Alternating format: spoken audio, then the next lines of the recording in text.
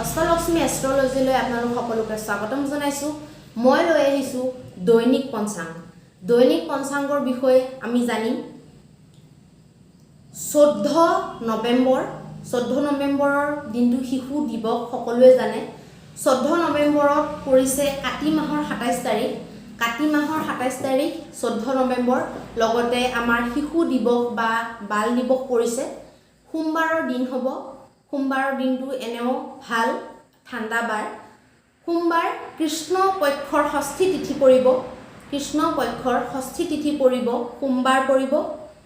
লগতে এই দিনটোত যিসকল জাতক জন্মগ্ৰহণ কৰিব 14 নৱেম্বৰ 2022ৰ কথা আমি কৈ আছো।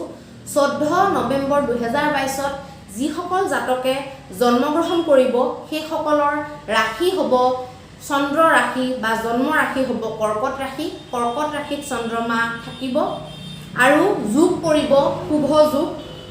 লগতে এই দিনটোত 1:15 দুপৰীয়া 1:15 পুনৰ্বসু নক্ষত্ৰ থাকিব আৰু দুপৰীয়া 1:15 যিসকল শিশুৱে জন্মগ্ৰহণ কৰিব সেই শিশুসকলে বৃহস্পতিৰ মহাদশাত জন্মগ্ৰহণ কৰিব আৰু তাৰ পিছত 1:15 পাছত যিসকল শিশু বা জাতক জাতিকাই জন্মগ্ৰহণ কৰিব সেইসকলে পুষ্য নক্ষত্ৰ লাভ কৰিব আৰু শনিৰ মহাদশাত জন্মগ্ৰহণ কৰিব। মানে 1:15 পিছত পুনৰ্বসু নক্ষত্ৰটো চেঞ্জ হৈ পেলাই পুষ্য নক্ষত্ৰ পৰিছে। গতিকে শিশু বা কোনোবা জাতক যদি এই দিনটোত জন্ম হয় কি ৰাশি পৰিব, কি মহাদশাত জন্ম হ'ব বা কি নক্ষত্ৰ পৰিব পাৰে সেইখিনিও আমি জানিলো। লগতে আমি অভিজিত মুহূৰ্ত দিনটোৰ ভিতৰত এটা এনেকুৱা মুহূৰ্ত থাকে যিটো মুহূৰ্ত নেকি অত্যন্ত শুভ বা হৰিৰ অতি প্ৰিয় মুহূৰ্ত বুলি ক'ব পাৰি।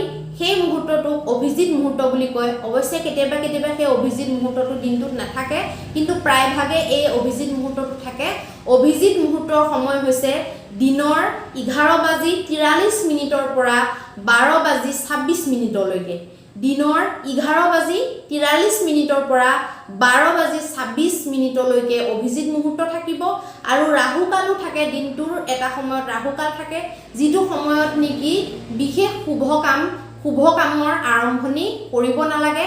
এতিয়া দৈনিক কামবিলাকৰ কথা কোৱা নাই। যদি কিবা নতুন কাম আৰম্ভ কৰিম বুলি ভাবিছে, বহু দিনলৈকে লাভ ল'বলগীয়া বা নতুন কিবা যিকোনো আৰম্ভণি আমি ৰাহুকালত কৰিব নালাগে।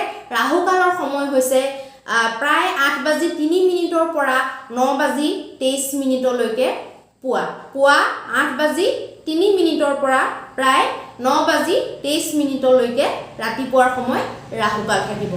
গতিকে দৰ্শকসকল আমি দৈনিক পঞ্চাংগৰ বিষয়ে জানিলো। ভিডিঅ'টো যদি ভাল লাগে লাইক কৰিব, শ্বেয়াৰ কৰিব। ধন্যবাদ।